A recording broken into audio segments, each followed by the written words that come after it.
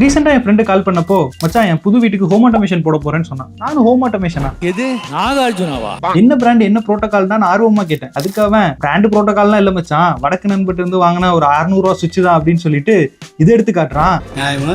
எலக்ட்ரிஷியனே install பண்ணி கொடுத்துருவான்டா, configure பண்றது கூட ஈஸி தான் அப்படின்னு சொல்றான். கரெக்ட் தான். இது மாதிரி சீப்பான ஸ்விட்ச் மார்க்கெட்ல நிறைய இருக்கு. பட் அது ஹோம் ஆட்டோமேஷனா அப்படின்னு கேட்டா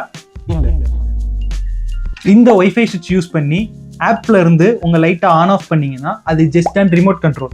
பட் ஹோம் ஆட்டோமேஷன்னா நம்ம லாஜிக் செட் பண்ணுவோம், அது சென்சார் டைம் கண்டிஷன்ஸ் பேஸ் பண்ணி ஆட்டோமேட்டிக்கா ஒர்க் ஆகும்.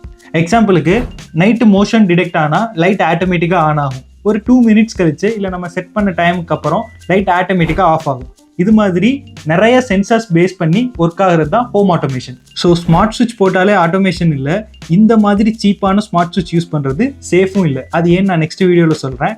ஸ்மார்ட் சுவிட்ச் போட்டாலே ஹோம் ஆட்டோமேஷன் சொல்லிட்டு இருக்க உங்கள் ஃப்ரெண்ட்ஸுக்கு இதை மறக்காமல் ஷேர் பண்ணுங்கள். நெக்ஸ்ட் வீடியோவில் பார்க்கலாம். Stay curious.